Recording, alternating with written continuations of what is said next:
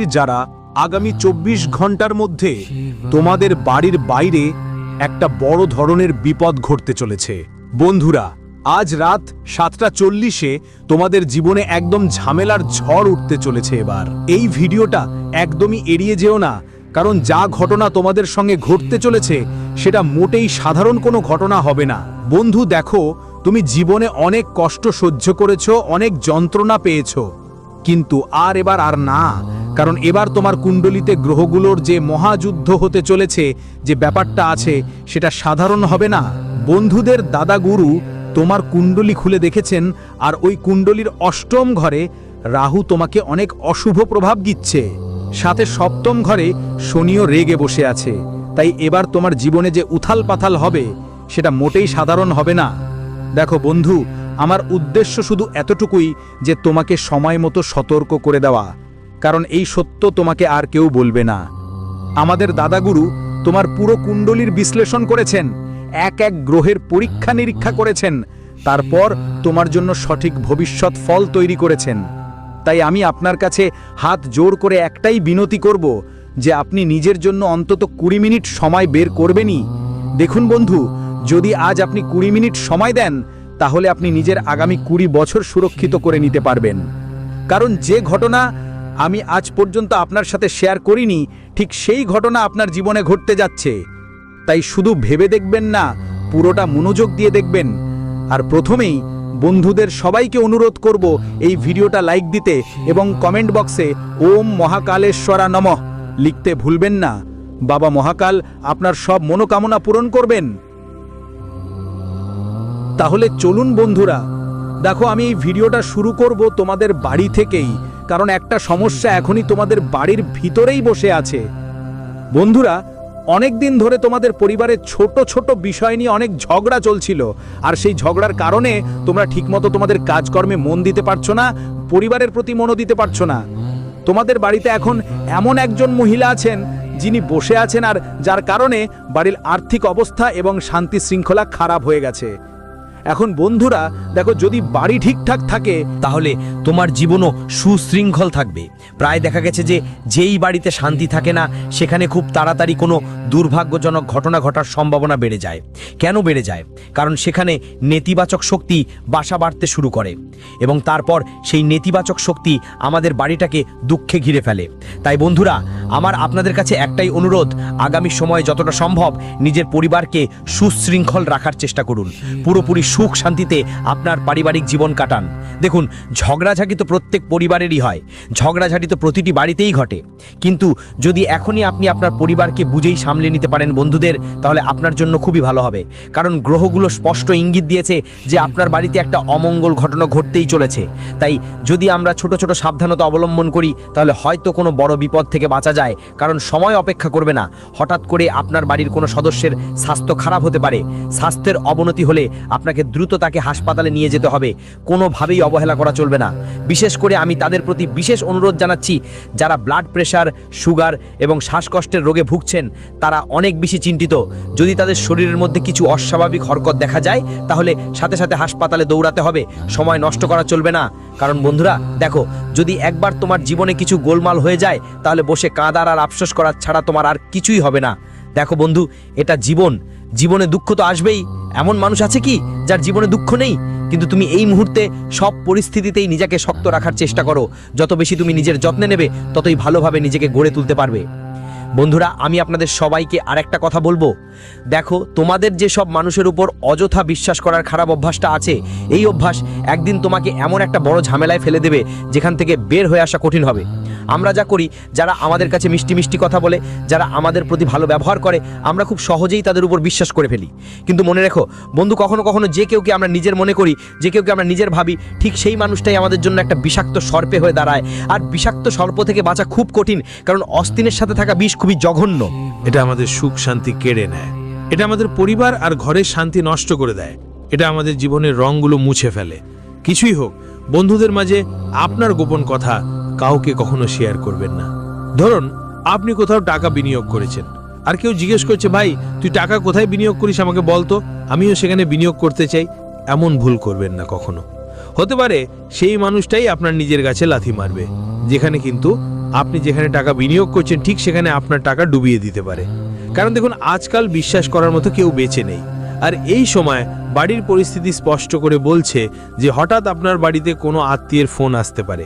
আর সেই ফোনের মাধ্যমে দেখুন বন্ধুদের, আমি শুধু এইটুকুই বলবো যে যদি কেউ আপনাকে ভালো খবর দিচ্ছে তাহলে সঙ্গে সঙ্গে তাদের কথায় বিশ্বাস করবেন না। কারণ এর পেছনে আপনার নিজের কিছু আত্মীয়ের ষড়যন্ত্র থাকতে পারে, কিছু ফন্দিও থাকতে পারে। আর যতটা সম্ভব প্রথমেই আপনার সন্তান এবং নিজের জীবনের সঙ্গিনীকে খেয়াল করুন, কারণ এই মুহূর্তে তার স্বাস্থ্যে হঠাৎ করে কোনো ওঠানামা দেখা দিতে পারে। তাকে দ্রুত কোনো ভালো ডাক্তারের কাছে নিয়ে যান। কারণ দেখুন, সময় মতো যদি আমরা কোনো সমস্যার মোকাবিলা করি তাহলে সেটা ছড়ায় না। এই সময় মৌসুমী রোগগুলো বেশ সমস্যা করছে, আর কখন এই রোগগুলো আপনার সন্তানের জীবনের সঙ্গিনীকে গ্রাস করবে সেটা বুঝতেই পারবেন না। দেখুন বন্ধু, আজকের সময়ে সবাই মনেই করে কোথাও ঘুরতে যাওয়ার, সবাই চায় একদম ভালো একটা ভ্রমণ করো, কিন্তু সেটা সম্ভব হয়নি। বন্ধুদের, এটা সম্ভব হয়নি কারণ এখন তোমাদের ছাত্রীরা যোগ্য হয়ে উঠছে না। এই কারণে তোমরা খুব বেশি চিন্তিত থাকবে, চিড়চিড়ে ভাব বেশি থাকবে, কারণ তোমরা অনেক চাপের মধ্যে আছো। আর চাপ থেকে বেরোবার একটাই উপায় কোথাও ভ্রমণ করে আসা, বা এমন জায়গায় যাওয়া যেখানে মন শান্তি পায়, আমাদের মন খুশি হয়। দেখো, যা হয়েছে তা ভুলে যাও। আগের সময় তোমাদের নিজের পরিবারের কেউ তোমাদের প্রতারণা করেছিল, আর সেটা আপনি এখনো সেই ধোঁকাটা থেকে বেরোতে পারেননি। কিন্তু বন্ধুদের, একটা কথা আছে, যদি পরিবার তোমার হয় তখন পরিবার যদি তোমাকে ধোঁকা দিল সেটা সহ্য করতেই হবে। মূর্খতা করবেন না। নিজের বাড়ির বা পরিবারের কথা কাউকে বাহিরে তৃতীয় কারো সামনে বলবেন না। না হলে শোনা যায় একটা বাড়ি ধ্বংস করার পিছনে বাড়ির নিজের লোকের হাত থাকে।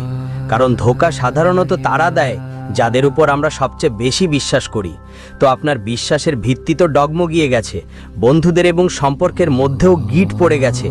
এখন কিছুই হোক, আগের মতো আর কিছু হবে না। এখন আপনি সে মানুষ যিনি সবার সাথে সবার জন্য ভালো করেন, কিন্তু শেষে যখন নিজের সঙ্গেই খারাপ হয় তখন এতে তোমার কোনো দোষ নেই। এটা ভাগ্যেরও দোষ নয়, এতে দোষ আছে তো শুধু কর্মের। আর তোমার সেই কর্ম ছিল যে তুমি সব সময় মানুষের জন্য ভালো চিন্তা করেছো, মানুষের জন্য ভালো করেছি, তুমি সব সময় মানুষের জন্য এগিয়ে থেকেছো। আর এই কথাগুলো তোমাকে সারা জীবন কষ্ট দেবে। এখন দেখো বন্ধু, যা হয়েছে তা ভুলে যাও। নিজের জন্য যতটা সম্ভব ভালো পরিস্থিতি গড়ার চেষ্টা করো এবং তোমার ব্যক্তিগত জীবনে নিজেকে সুখী রাখার চেষ্টা করো। এখনই নিজের গুণাগুণের তালিকা বানানোর চেষ্টা করো না। কেউ যদি তোমার সঙ্গে কিছু সময় কাটাতে চায় তাহলে ওর সঙ্গে ভালো ব্যবহার করো। বন্ধুদের, যদি আমাদের আচরণ ভালো হয়, আমাদের পরিচিতি ভালো থাকবে, আমাদের কথা বলার ধরন সুন্দর হবে, তখন মানুষ আমাদের সঙ্গে যুক্ত হতে কখনোই কাতরাবে না। তাই আমি সব সময় বলি, কেউ তোমার পাশে না থাকলেও চিন্তা করো না, নিজেকে পিছনে সরিয়ে শুধু নিজের উন্নতিতে মনোযোগ দাও। তুমি যদি নিজেকে দারুণ করে তুলতে পারো তাহলে পরিস্থিতি যাই হোক, মানুষ নিজেই তোমার কাছে আসবে, জুড়তেই থাকবে। আর এখন বন্ধুদের শুনুন, আমি যা বলবো সেটা মহিলাদের জন্য খুবই স্পেশাল। মহিলারা বিশেষ করে ভালো করে শুনবেন। দেখুন, যেই ভাগ্যের অধিকারিণী নারী, তিনি তার পরা মঙ্গলসূত্র কাউকে পরতে দেন না, কারণ মনে করা হয় এতে কোনো রকম দোষ লাগে এবং ভাগ্যে সমস্যা আসতে পারে। বন্ধুদের বলছি, আজকালকার সময় কি হলো, যারা আধুনিক নারীরা তারা খুবই সুন্দর ও আকর্ষণীয় মঙ্গলসূত্র নিয়ে আসে। নিজের কোনো বান্ধবী, বোন বা আত্মীয় যদি চায় তারা সহজে দিয়ে দেয়। কিন্তু আমি আপনাদের বলতে চাই যে মঙ্গলসূত্র শুধু একটা গহনা নয়, এটা আপনার স্বামীর দীর্ঘায়ু আর দাম্পত্য সুখ শান্তির প্রতীক। এটা সবসময় ভক্তি আর সম্মানের সাথে পরিধান করুন। বন্ধুরা শুনুন, নারীরা, এখনকার জীবন যেভাবে চলছে সেভাবে জীবন কাটানোর চেষ্টা করবেন না। একজন নারীর একটাই উদ্দেশ্য থাকে, সেটা হলো তার স্বামীর প্রতি পুরোপুরি বিশ্বস্ত থাকা। আর বন্ধুদের, তোমাদের এই বিশ্বস্ততার পুরস্কার খুব শীঘ্রই মিলবে। আপনার জীবন সঙ্গিনী আপনাকে একটা বড় সুখবর দিতে পারে, যা ভালোবাসাকে আরও বাড়িয়ে দেবে আর সম্পর্কগুলোকে আরও মজবুত করবে। আসন্ন সময় আসবে বন্ধুরা। দেখো, আজকের এই যুগে যেখানে মানুষ সম্পর্ক গড়াচ্ছে ভাঙার ওপর বেশি বিশ্বাস করে, ঠিক সেখানে তোমার সঙ্গে তোমাকে অনেক ভালো ভালো সুখ দেবে। দেখো, তুমি এখন বেশি চিন্তা করো না। নারী হোক বা পুরুষ, পরিস্থিতি ধীরে ধীরে বদলাবে এবং জীবনে নতুন নতুন রং যোগ হবে। যারা এখন খুব বেশি চিন্তিত, ছোট ছোট জিনিস নিয়ে বেশি টেনশন নিচ্ছে, দেখো, ছোট ছোট জিনিস তো সময়ের সঙ্গে বদলে যায়। আর ছোট ছোট জিনিস আমরা চাইলেই বদলাতে পারি, কারণ সবকিছু আমাদের হাতের মুঠোয়। যা গেছে, যা শেষ হয়ে গেছে, তাকে ভুলে যাওয়ার চেষ্টা করো। বন্ধুদের সেটা সম্পর্ক হোক বা টাকা বা যে কোনো কিছুই হোক, যা চলে গেছে সেটাকে যেতে দিতে হবে। ওই জিনিসে আটকে থাকলে চলবে না, কারণ নিজেরাই নিজেকে কষ্ট আর দুঃখ দেবার পথ ধরবে।